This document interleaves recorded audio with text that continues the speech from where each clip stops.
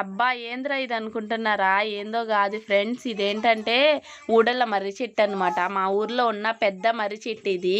అయితే ఎన్నేళ్ళ నుంచి ఉందో తెలియదు కానీ చూడండి ఫ్రెండ్స్, ఎంత పెద్ద మర్రి చెట్టు కదా, చాలా పెద్దది. ఇక దీంట్లో దెయ్యాలు కూడా ఉంటాయంట. మంచి ఎండకి ఇంకా నైట్ పూట రావడానికి చాలా భయపడతారు, పిలుస్తూ ఉంటుందంట.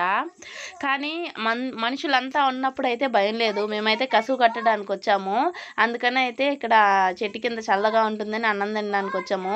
మరి దెయ్యాలు ఉన్నాయి కదా, మీకు భయం లేదనుకోవచ్చు. ఇక అందరూ ఉన్నారు కదా, అందరూ ఉన్నప్పుడు భయం ఏముంటుంది, ఒకటే ఉన్నప్పుడు భయం కదా. ఇక మర్రి చెట్టు వల్ల లాభాలు అయితే నేను మీకు చెప్తానండి.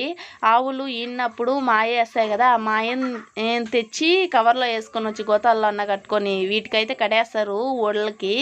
ఇంకా ఇక్కడ చూడండి కింద గీకేస్తున్నారు కదా, కింద మర్రి చెట్టు పాలు ఉన్నాయి కదా, పాలాడలో లేకపోతే గ్లాసులో తీసుకొని వచ్చి చూడండి, ఘాట్లుగా ఉన్నాయి, దెయ్యాలు గీకినట్టు. కానీ దెయ్యాలు కాదండి, గీకింది మనుషులే. అది తెచ్చి పిల్లలకి నాకిపిస్తారనమాట. నోరు పుండు ఉంటే తగ్గుతుంది, చాలా మంచిది.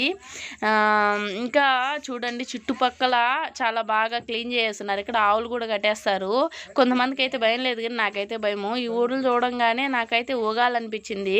కానీ ఇంకా అందరూ ఉన్నారు కదా, తిడతారని చెప్పి అయితే కామ్గా ఉన్నాను.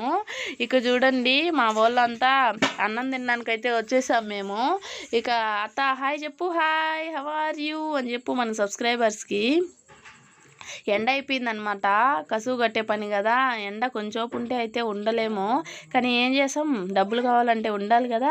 ఇక అన్నం తెచ్చేసింది అనమాట. ఈ లోపలే కసువు కట్టుకునేమే.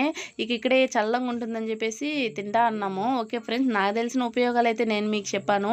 మీరు ఎప్పుడైనా మర్రి చెట్టు చూసి లేదా దాని ఉపయోగాలు ఏమైనా తెలుసుంటే కమెంట్ చేయండి. నచ్చినట్టయితే ఒక చిన్న లైక్ చేయండి. మన ఛానల్ ఇంకా ఏమైనా సబ్స్క్రైబ్ చేసుకోకుండా సబ్స్క్రైబ్ చేసుకోండి.